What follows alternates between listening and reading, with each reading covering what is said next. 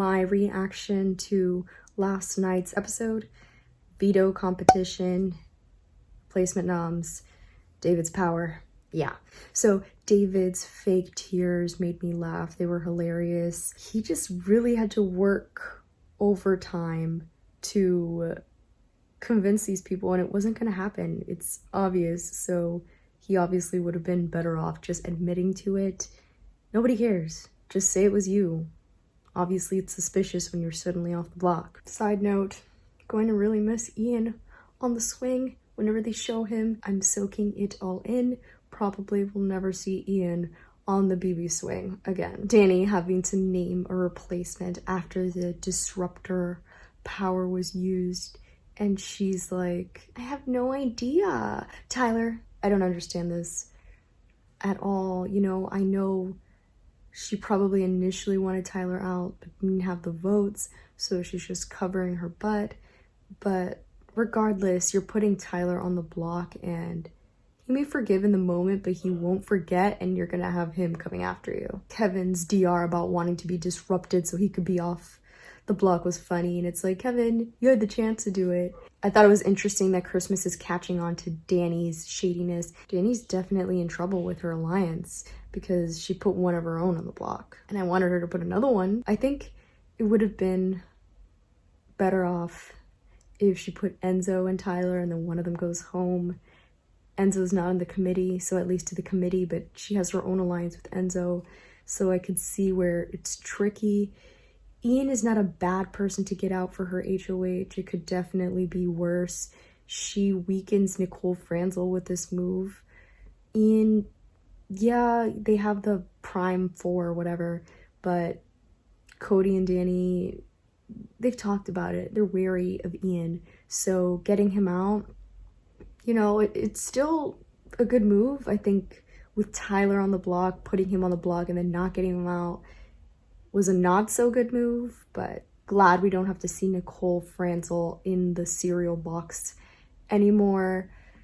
Done with it, even though it was funny, especially from certain angles. Knowing Ian really wanted to play in the veto and wanted to win made me even more sad. I wanted him to win something before he goes and wanted him to do something, and him winning this would have solidified him staying another week. I thought it was funny that Danny picked Day to play in the veto, and then Day ended up winning and using it and making her name a fourth nominee. They did include the talk that they had about not using it, but it's in Day's best interest to use it, obviously. So the veto comp, I think the whole little cheesy antics was a bit much, but I really got to give it to production for making this new comp that was interesting to watch. Yes, stressful, but it's new, tested new skills, patience, attention to detail. It was different than the memory comps and the endurance comps that we have, and Day won it. So happy for her. I was really happy to see her win it. It was really funny with the little tiny veto and having to do the veto ceremony with the tiny veto.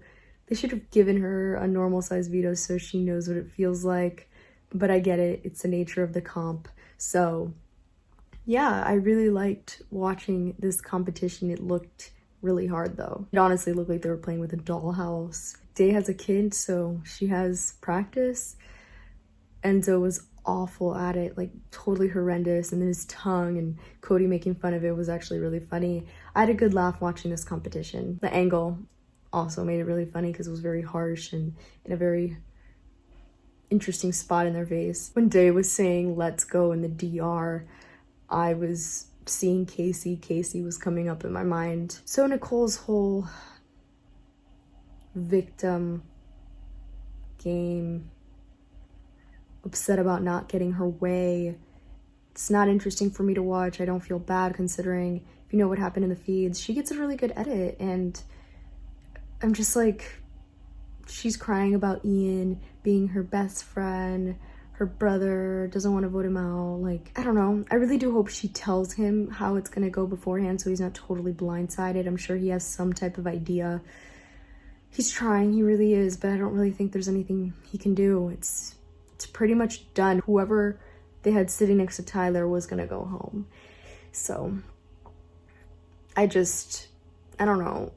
seeing Nicole cry about it, knowing that she was laughing and making fun of him, and then knowing that she got warned about it, it just makes me and probably you guys feel that she's doing it to save face. I don't know. If she somehow gets Ian to stay for them not to evict him, which there's nothing really she can do, honestly. Maybe I'll be happy with her. I mean, I was happy with her when she got Christmas to save him. But right now, I don't know, she's just complaining that her ally went on the block. Like, why didn't Cody's ally Enzo go on the block? If anything, it shows Danny's allegiance to Cody. It's just like, Nicole, if you really wanted to keep Ian safe, why didn't you win that HOH then? You and Cody dropped so Danny could take all the heat. Seeing Ian be the replacement nom and have to go sit in that chair made me so sad. Fun fact, neither Tyler nor Ian have ever been evicted from the BB house, so should be interesting. It's obviously going to be Ian. So Ian's DR reaction to being the replacement nom, he was obviously upset, and I didn't really think much of it. I thought it was, I don't know, different to see him not be the calculated, reserved Ian. But I did see on the feeds that he was telling Kevin that he really doesn't want to throw tantrums on TV. He wants to keep his cool, that his dad, you know, would tell him as a kid not to get upset. And I don't know. So, yeah, that's it. Let me know your thoughts on the episode and what's going on in the house. So, yeah, don't forget to like, comment, and subscribe.